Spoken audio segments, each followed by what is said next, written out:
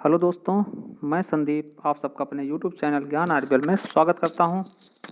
आज हम बात करेंगे कवियों के उपनाम, उनको किस नाम से जाना जाता है, क्योंकि यहां से हमारे आने वाले एग्जाम में कई बार क्वेश्चन देखने को मिलते हैं। तो चलिए, अगर अभी तक आपने हमारा चैनल सब्सक्राइब नहीं किया, सब्सक्राइब कर ले और बेल आइकन ज़रूर प्रेस करें। और अगर आपको इस वीडियो की PDF चाहिए तो हमें इनबॉक्स में कमेंट करके ज़रूर बताएं। तो चलिए देखते हैं कवियों के उपनाम क्या हैं। देखिए, पहला क्या है, वाल्मीकि। वाल्मीकि को जानते होंगे। इनको क्या बोलते हैं, आदि कवि के नाम से जाना जाता है। देखिए, ये क्वेश्चन आपके UPSI में पूछा जा चुका है कि आदि कवि के नाम से किसे जाना जाता, तो किसको, वाल्मीकि को। अगला देखते हैं स्वयंभू। स्वयंभू का निक नेम क्या है, उनको किस नाम से जाना जाता, तो उन्हें अपभ्रंश का वाल्मीकि कहते हैं। अपभ्रंश का वाल्मीकि कहा जाता है किसको, स्वयंभू को। तो याद रखेंगे, इनकी रचना क्या है, पौमचर्यू। अगला देखते हैं विद्यापति। विद्यापति, इनको किस नाम से जानते हैं, इनका क्या नाम है, अभिनव जयदेव। देखिए, ये बिहार के थे, इन्हें अभिनव जयदेव के नाम से जाना जाता था। इन्होंने सबसे पहले क्या लिखी थी, गीत। इन्हें पहले गीतकार बोला था। इन्हें क्या बोलते हैं, प्रथम गीतकार। इन्होंने कीर्तिलता नामक रचना लिखी है। और इन्हें मैथिल कोकिल कहा था, क्योंकि इन्होंने कई सारी 2-3 रचनाएं इन्होंने मैथिली भाषा में लिखी थी, तो इसलिए इनको मैथिल कोकिल की उपाधि दी गई है। मैथिल कोकिल, तो याद रखेंगे, मैथिल कोकिल के नाम से किसको जाना था, विद्यापति को। अभिनव जयदेव किसको जाना जाता है, विद्यापति को। इन्हें ही पहला गीतकार बोलते हैं, हिंदी का पहला गीतकार। चलिए अगला देखते हैं, सूरदास। सूरदास को क्या बोलते हैं, तो सूरदास को क्या बोलते हैं, अष्टछाप का जहाज या वात्सल रस सम्राट। देखिए, अष्टछाप का जहाज क्यों बोलते हैं, क्योंकि हमने अभी अगली वीडियो में बताया है, जिसमें प्रमुख कवि और उनके शिष्यों के बारे में। तो जो 8 लोग थे, 8 में ये प्रमुख थे। जो 8 शिष्य थे, उनमें 8 में ये प्रमुख थे, इसलिए इनको अष्टछाप का जहाज कहा था। ये उनमें मेन थे। और इन्हें वात्सल रस सम्राट क्यों बोलते हैं, क्योंकि इन्होंने वात्सल्य रस का बहुत ही अच्छे से वर्णन किया है। इन्होंने ज़्यादातर कृष्ण की बाल्यावस्था का वर्णन किया है, जिसमें वात्सल रस का जिक्र किया गया है, इसलिए इन्हें वात्सल रस सम्राट कहा जाता है। बहुत ही अच्छे से इन्होंने वात्सल रस को समझाया है। चलिए अगला देखते हैं। नेक्स्ट है तुलसीदास। तुलसीदास को क्या बोलते हैं, तो तुलसीदास का निकनेम क्या है, इन्हें किस नाम से जानते हैं, हिंदी का जातीय कवि के नाम से तुलसीदास को जाना जाता है। अगला देखते हैं केशवदास जी। केशवदास को क्या बोलते हैं, कठिन काव्य का प्रेत। याद रखेंगे, कठिन काव्य का प्रेत किसको कहते हैं, तो केशवदास जी को। बहुत ही इंपॉर्टेंट है केशवदास, तो इनको याद रखेंगे। क्या नाम, इनको कठिन काव्य का प्रेत के नाम से जाना जाता है। अगला है प्रथम राष्ट्र कवि के नाम से किसको जानते हैं, बहुत ही इंपॉर्टेंट, इसको तो याद रखेंगे। प्रथम राष्ट्र कवि किसको जानते हैं, तो मैथिली शरण गुप्त को प्रथम राष्ट्र कवि के नाम से जाना जाता है।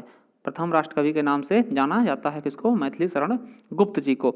अगला जयशंकर प्रसाद, इन्हें कलाधर के नाम से जानते हैं। तो याद रखेंगे, जयशंकर प्रसाद को कलाधर और आधुनिक कविता के सुमेरु के नाम से जाना था। वेरी इंपॉर्टेंट है। देखिए, जो इंपॉर्टेंट है उनको हम जरूर याद रखना है। तो जैसे मैथिली शरण गुप्त को किस नाम से, प्रथम राष्ट्र कवि के, और जयशंकर प्रसाद को कलाधर या फिर आधुनिक कविता के सुमेरु के नाम से जाना जाता है।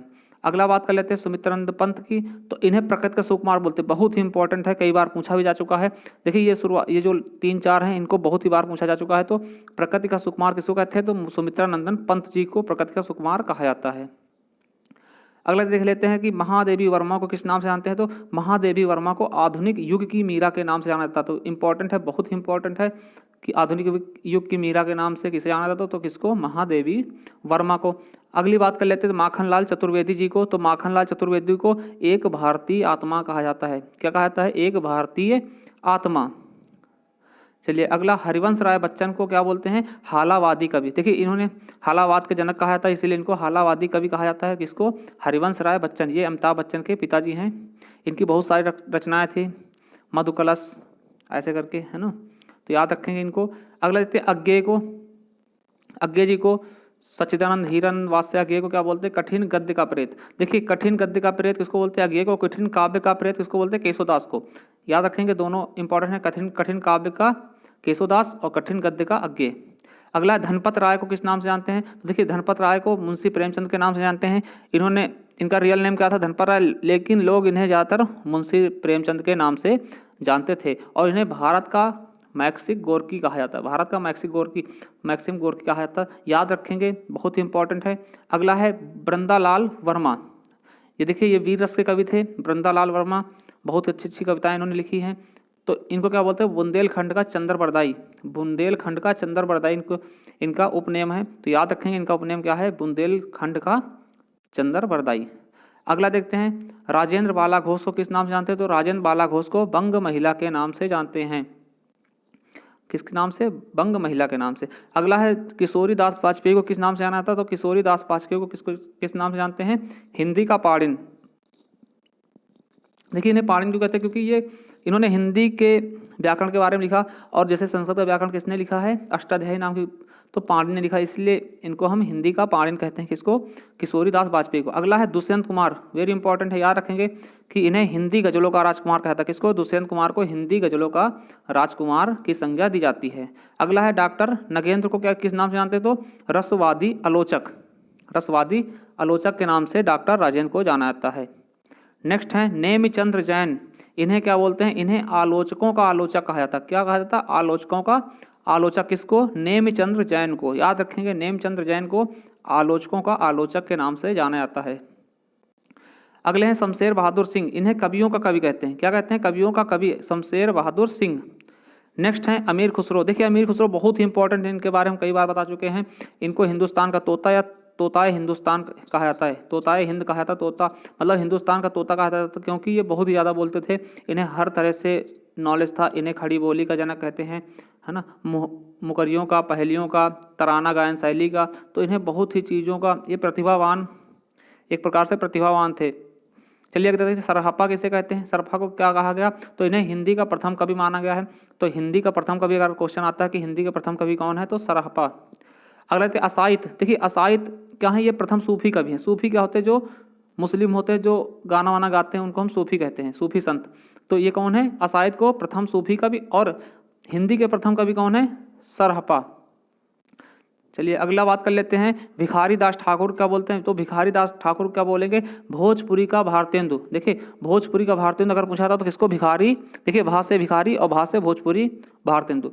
और इनका दूसरा नाम क्या है, भोजपुरी का शेक्सपियर भी इनको कहा जाता है। भोजपुरी का शेक्सपियर भी किसको कहा जाता है, भिखारी दास ठाकुर को। ये भोजपुरी के बहुत ही अच्छे कवि थे, इसलिए इनको भोजपुरी का भारतेंदु या भोजपुरी का शेक्सपियर कहा जाता है। अगला घनानंद को क्या बोला जाता है, घनानंद को प्रेम का पीर कहा जाता है। क्या बोलते हैं, प्रेम का पीर, किसको, घनानंद को। कबीर दास को वाणी का डिक्टेटर कहा जाता है। वाणी का डिक्टेटर बहुत ही अच्छा क्वेश्चन है, वाणी का डिक्टेटर किसे कहते हैं, तो कबीर दास जी को। किसने कहा था, हजारी प्रसाद द्विवेदी जी द्वारा, हजारी प्रसाद द्विवेदी जी द्वारा कहा गया इनको वाणी का डिक्टेटर। और इनकी जो भाषा थी क्या थी, कबीरदास की पंचमेल खिचड़ी या सधुकड़ी। याद रखेंगे इनकी भाषा पूछी गई कि कबीरदास की कौन सी भाषा, तो पंचमेल खिचड़ी, मतलब कि इनकी कोई भाषा नहीं थी, इसमें सब कुछ मिक्स होता था, तो इसलिए इसको पंचमेल खिचड़ी या फिर सधुकड़ी, खिचड़ी या सधुकड़ी। सधुकड़ी भाषा क्या होती है, साधुओं वाली, जो मर्जी वही बोल दिया, इस तरीके से इनको सधुकड़ी भाषा के नाम से जाना जाता था। ठीक, अगला कालिदास को क्या बोलते हैं, भारत का शेक्सपियर। कालिदास की बहुत ही अच्छी रचनाएं हैं, अभिज्ञान शकुंतलम, इस तरीके से रघुवंशम, ऋतु संहार, तो इनके बारे में जानना बहुत इंपॉर्टेंट है। क्या है ये, भारत का शेक्सपियर इनको कहा जाता है। तो देखिए ये थे हमारे इम्पॉर्टेंट कुछ कवि और उनके उपनेम। तो अगर अभी तक आपने हमारा चैनल सब्सक्राइब कर ले और बेल आइकन जरूर दबाएं, क्योंकि हमारी आने वाली वीडियो आपके UPP, UPSI, UP TET, jail warden, कहने का मतलब है कि जिसमें किसी भी पेपर में हिंदी आपके लिए इम्पॉर्टेंट है तो उसके लिए बहुत ही इम्पॉर्टेंट होगा। और इसके अलावा हम जीएस की भी क्लासेस चलाएंगे, तो आप हमारा चैनल सब्सक्राइब कर ले। और अगर आपको इस तरीके से पीडीएफ चाहिए, कोई भी वीडियो पीडीएफ चाहिए, तो हमें कमेंट करके ज़रूर बताएं, हम आपको इसका पीडीएफ प्रोवाइड कराएंगे। Thank you.